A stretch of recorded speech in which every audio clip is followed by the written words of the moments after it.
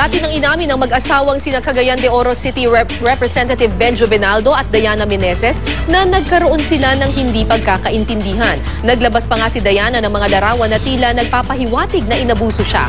Pero kalauna ay sinabi ng mag-asawa na nagkasundo na sila. May news to go si Mav Gonzalez. Naging usap-usapan sa social networking sites ang mga post na ito kamakailan lang ng Brazilian model na si Diana Meneses, asawa ni outgoing Cagayan de Oro Representative Benjo Benaldo. Sa kanyang posts, nanawagan siyang itigil ang karahasan laban sa kababaihan. Naglabas din siya ng larawan ng kanyang brasong may sugat at pasa.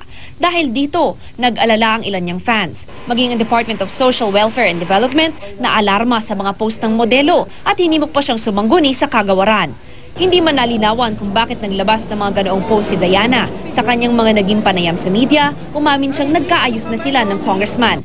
Noong isang taon, magkasama silang dumalo sa nakaraang State of the Nation address ni Pangulong Aquino. Tila namumuo pa lamang ang pagtitinginan nila noon. I'm still single. We're just getting to know each other. So, yeah, I'm just glad that he invited me.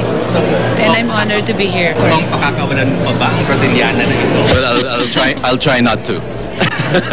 She's in the Philippines. I'm still learning Bisaya. Kung ano, marunong na ako mag-Bisaya. Kamakailan lang din nila inaming ikinasal sila sa Las Vegas sa Amerika nitong nakaraang taon. Sa naging panayam naman ng entertainment columnist at Star Talk TX host na si Ricky Lo, ipinagtapat ni Diana na tila nagdadalawang isip siyang magpakasal uli kay Congressman Benaldo.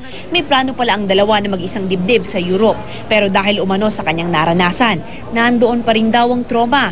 Inamin din ng modelo na dismayado siya sa hindi paghingi ng public apology ng asawa. Parang nagmukha lang akong mag-isa dito sa paglaban namin, sa pagmamahal namin dalawa.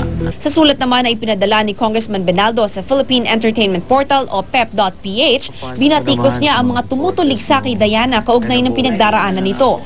At kapag sumobra na raw ang pag-atake at pang-aalipusta, posible silang magsagawa ng legal na hakbang.